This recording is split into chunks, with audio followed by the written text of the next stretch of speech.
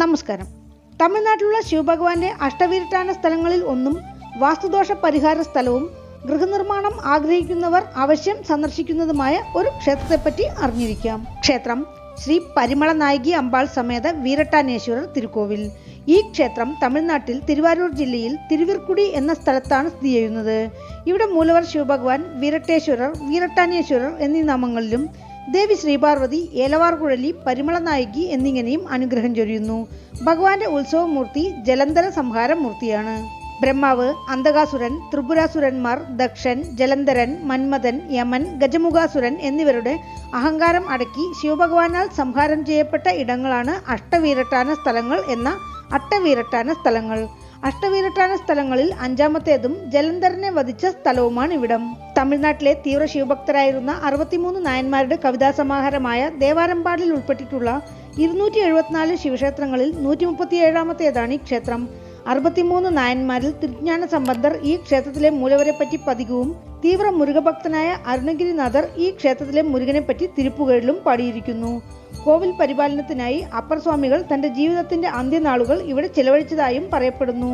വീട് നിർമ്മാണം ആഗ്രഹിക്കുന്നവരും വീട് നിർമ്മിച്ചുകൊണ്ടിരിക്കുമ്പോൾ എന്തെങ്കിലും പ്രശ്നത്താൽ നിർമ്മാണം തടസ്സപ്പെട്ടവരും ഈ ക്ഷേത്രത്തിലെത്തി പ്രാർത്ഥിച്ച് ഇവിടെ നിന്നും ഒരു ചെങ്കല്ല് കൊണ്ടുപോയി അത് നിർമ്മാണത്തിൽ ഉൾപ്പെടുത്തിയാൽ തടസ്സങ്ങൾ മാറുമെന്നാണ് വിശ്വാസം. ഇതൊരു വാസ്തുദോഷ പരിഹാര ക്ഷേത്രമായും അറിയപ്പെടുന്നു. ഈ ക്ഷേത്രത്തെക്കുറിച്ചുള്ള ഐതിഹ്യം ഇങ്ങനെയാണ്.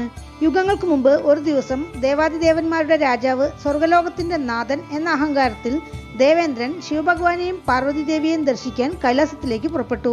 ഇത് മനസ്സിലാക്കിയ ശ്രീപരമേശ്വരൻ ഒരു ദ്വാരപാലകന്റെ വേഷത്തിലെത്തി കൈലാസത്തിന്റെ വാതിൽക്കൽ നിന്ന് ദേവേന്ദ്രന് അനുമതി നിഷേധിച്ചു. ദേഷ്യം വന്ന ദേവേന്ദ്രൻ തന്റെ വജ്രായുധത്താൽ ദ്വാരപാലകനെ അടിക്കാനോങ്ങി. ഇത് കണ്ട് ശിവഭഗവാൻ തന്റെ തൃക്കണ്ണ് തുറന്നു. ദ്വാരപാലകൻ ശിവഭഗവാനാണെന്ന് മനസ്സിലാക്കിയ ദേവേന്ദ്രൻ ഭയന്ന് തന്റെ അഹങ്കാരത്താൽ താൻ ചെയ്ത പ്രവൃത്തിക്ക് ഭഗവാനോട് മാപ്പു ചോദിച്ചു. ശിവഭഗവാൻ ദേവേന്ദ്രന് മാപ്പു കൊടുത്തു. പക്ഷേ കോപത്താൽ തന്റെ ഉടലിൽ ഉദ്ഭവിച്ച വേർപ്പ് തുള്ളികളെ ശിവഭഗവാൻ പാൽക്കടലിൽ തെളിച്ചു. അതിൽ നിന്നും ഒരു അസുര കുഞ്ഞ് ഉദ്ഭവിച്ചു. ആ കുഞ്ഞ് ബ്രഹ്മാവിന്റെ താടിയിൽ പിടിച്ചു വലിക്കവേ വേദന താങ്ങാനാവാതെ ബ്രഹ്മദേവന്റെ കണ്ണിൽ നിന്ന് കണ്ണുനീർ തുള്ളികൾ ആ കുഞ്ഞിന്റെ മേൽ വീണു. ഇപ്രകാരം ശിവഭഗവാന്റെ വിയർപ്പ് തുള്ളികൾ, ബ്രഹ്മദേവന്റെ കണ്ണുനീർ തുള്ളികൾ, പാൽക്കടൽ നീര് എന്നിവയാൽ സൃഷ്ടിക്കപ്പെട്ട അസുരനാകിയാൽ ആ കുട്ടി ജലന്ധരാസുരൻ എന്നറിയപ്പെട്ടു. അസുരൻ തന്റെ തപബലത്താൽ പ്രായപൂർത്തിയായപ്പോൾ ജാലന്ധരം എന്ന നഗരം ഉണ്ടാക്കി. കാലനേമി എന്ന അസുരന്റെ മകൾ ബൃന്ദയെ വിവാഹം ചെയ്തു. ബൃന്ദ വളരെ പതിവ്രത. ജലന്ധരൻ അനേകം വരങ്ങൾ ബ്രഹ്മാവിൽ നിന്ന് നേടിയ ശേഷം 3 ലോകങ്ങളും തനിക്ക് അടിമയായിരിക്കണമെന്നും അമരത്വം വേണമെന്നും ബ്രഹ്മാവിനോട് വരം ചോദിച്ചു. ബ്രഹ്മദേവൻ അത് സമ്മതിച്ചില്ല. അതിന് ജലന്ധരാസുരൻ ബ്രഹ്മാവിനോട് തന്റെ പതിവ്രതയായ പത്നി ബൃന്ദയ്ക്ക് എപ്പോഴെങ്കിലും മനസ്സിലെങ്കിലും പാതിവൃത്യം നശിക്കുമ്പോൾ മാത്രമേ തനിക്ക് മരണം സംഭവിക്കാവൂ എന്ന വരം വാങ്ങിച്ചു. ദേവലോകത്തിൽ ജലന്ധരാസുരന്റെ ഉപദ്രവം അധികമായപ്പോൾ ദേവന്മാർ ശിവഭഗവാനെ ശരണമടഞ്ഞു.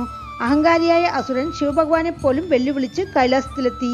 ശിവഭഗവാൻ ഒരു ബ്രാഹ്മണന്റെ രൂപത്തിൽ അസുരന്റെ മുന്നിലെത്തി. തന്റെ കാലിന്റെ പെരുവിരൽ കൊണ്ട് തറയിൽ ഒരു വൃത്തം വരച്ചു. ഇത് നീ തലയിൽ വയ്ക്കുന്ന പക്ഷം നിന്റെ അന്ത്യം എന്ന് പറഞ്ഞു. എന്റെ ഭാര്യയുടെ പാതിവൃത്യ ബലത്താൽ എനിക്ക് ഒരിക്കലും നാശം സംഭവിക്കില്ല. അതിനാൽ ഈ ചക്രം എന്നാൽ എടുത്ത് തലയിൽ വയ്ക്കാൻ സാധിക്കും എന്ന് അസുരൻ ബ്രാഹ്മണനെ വെല്ലുവിളിച്ചു. ഈ സമയം ശിവഭഗവാൻ മഹാവിഷ്ണുവിനെ വിളിച്ച് ജലന്ധരനെ പോലെ വേഷം മാറി ബൃന്ദയുടെ മാളികയുടെ മുന്നിലെത്താൻ നിർദ്ദേശിച്ചു. അപ്രകാരം മഹാവിഷ്ണു ചെയ്തതും ബൃന്ദ തന്റെ ഭർത്താവ് ജലന്ധരനാണെന്ന് വിചാരിച്ച് മഹാവിഷ്ണുവിനെ വീടിനുള്ളിലേക്ക് ആനയിച്ചു. ബൃന്ദ ഒരു നിമിഷ നേരത്തേക്കാണെങ്കിലും മഹാവിഷ്ണുവിനെ ഭർത്താവാണെന്ന് തെറ്റിദ്ധരിച്ചതിനാൽ അവൾക്ക് മനസ്സാൽ പാതിവൃത്യം നഷ്ടപ്പെട്ടു. ആ സമയം ജലന്ധരൻ ചക്രത്തെ എടുത്ത് തലയിൽ വയ്ക്കവേ സുദർശന ചക്രം ജലന്ധരന്റെ കഴുത്ത് തുണ്ടിച്ചു. ഇതറിഞ്ഞ ബൃന്ദ തന്റെ ഭർത്താവ് തന്നെ പിരിയാൻ കാരണക്കാരനായ മഹാവിഷ്ണുവിനോട് താങ്കളും താങ്കളുടെ ഭാര്യയെ പിരിഞ്ഞ് ജീവിക്കാൻ ഇടയാവട്ടെ എന്ന് ശപിച്ചുകൊണ്ട് തീയിൽ ചാടി ആത്മാഹുതി ചെയ്തു. ഭഗവാൻ മഹാവിഷ്ണു ശ്രീരാമാവതാരം എടുക്കാൻ ഇതും ഒരു കാരണം. ബൃന്ദ ശപിച്ച കാരണത്താൽ ഭഗവാൻ മഹാവിഷ്ണുവിന്റെ മനസ്സ് കലുഷിതമായി. അത് മാറ്റാനായി പാർവതീദേവി തന്റെ ഇടതുകൈയിലെ ചെറുവിരലിൽ നിന്ന് ഒരു വിത്ത് സൃഷ്ടിച്ച് ശിവഭഗവാന് കൊടുത്തു. ശിവഭഗവാൻ അത് ബ്രഹ്മദേവനെ ഏൽപ്പിച്ചു. ബ്രഹ്മദേവൻ ആ വിത്ത് ബൃന്ദ ആത്മാഹുതി ചെയ്ത ഇടത്തിൽ കുഴിച്ചിട്ടു.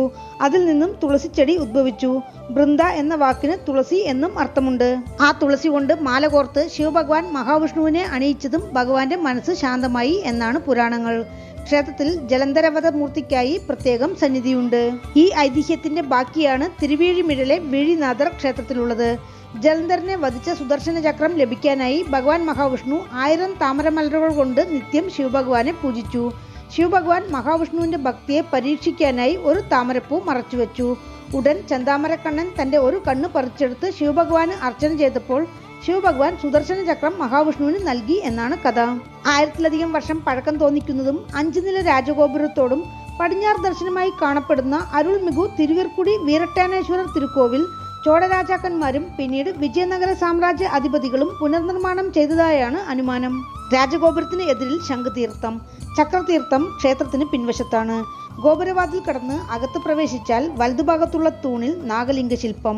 ഈ ക്ഷേത്രത്തിന് പിൻവശത്തായി കിഴക്ക് ദർശനമായി മറ്റൊരു കോവിലുണ്ട്. അതാണ് തിരുമയാനേശ്വരർ കോവിൽ.